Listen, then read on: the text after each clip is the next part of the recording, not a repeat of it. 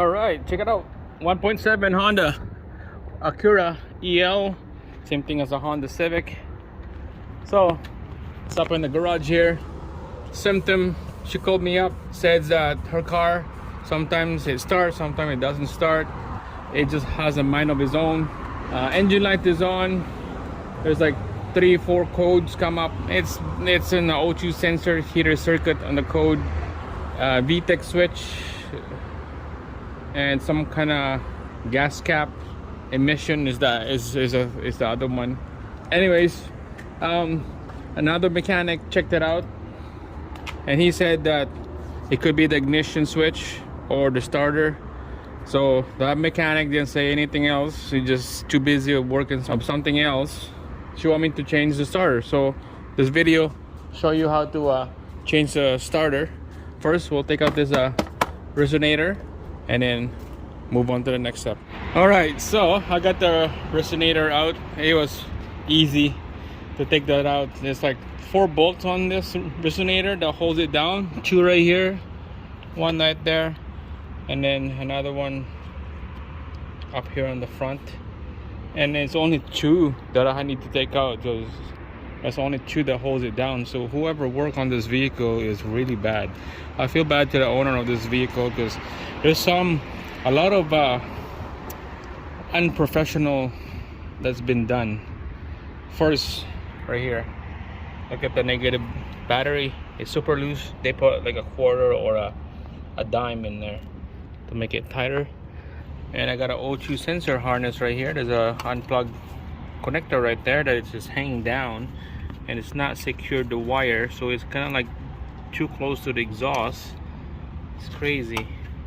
And there's another one right here that makes me feel like, my god, dipstick cover for the automatic transmission is gone. It's missing. You can tell it's been leaking fluid already.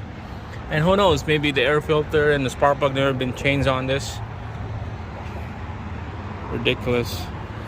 All right, so let's continue replacing the starter. Oh yeah, one more thing.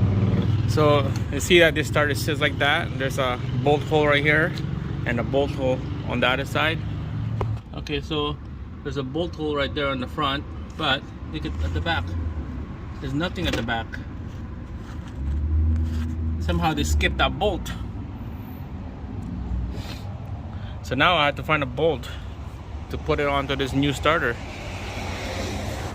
Alright guys, so I just cracked that nut loose, and this is ready to come out now.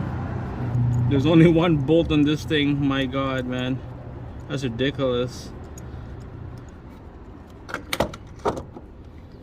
Make sure cover this cable right here, because this is going to the battery starter. Let's take out the negative battery right now. Alright, so negative battery is out. This is safe to work on now. We're gonna take out this bolt right here. Be careful with this cable, okay? You don't want to shock anything if you want to work on vehicles that you don't want to take out the battery cable. So alright, so this is ready to come out. Here's the new one right here. Remy. Compare the new one to the old one. Make sure they look the same. The length is the same. The connector is the same. So it looks good to me. Let's install the new one in. I'm gonna have to let her know that there's only 1 bolt on the starter, and I'm gonna have to get another one from the dealer, or I might have something like this in my garage. So we're gonna have to scout one out and then put one in here. But I'm gonna just have to let her know that it's missing a bolt. So it's gonna, so far right now, we're just gonna install one and then put another one in later.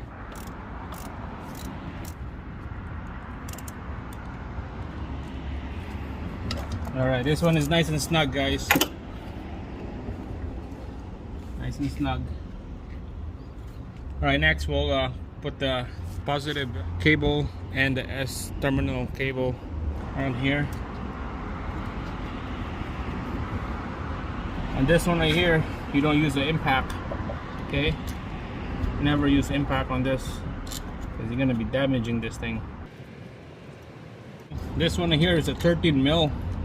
Something odd. Snug this one up. Don't get too crazy. Alright, this one is nice and snug. Alright. Alright, we're gonna put the S terminal. This is the next one. Put it in here.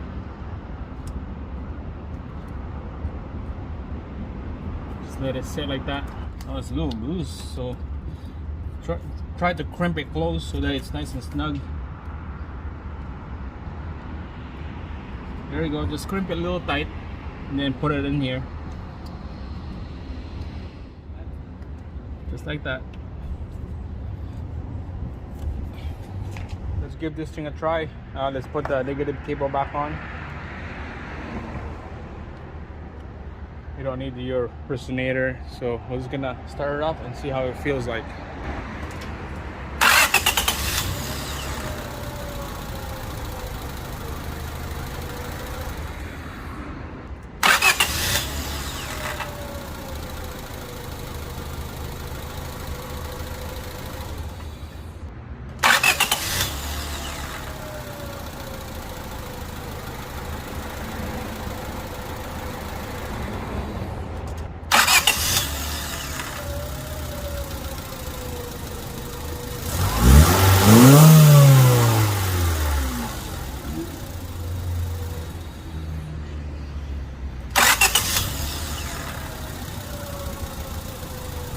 Well guys, it sounds okay to me.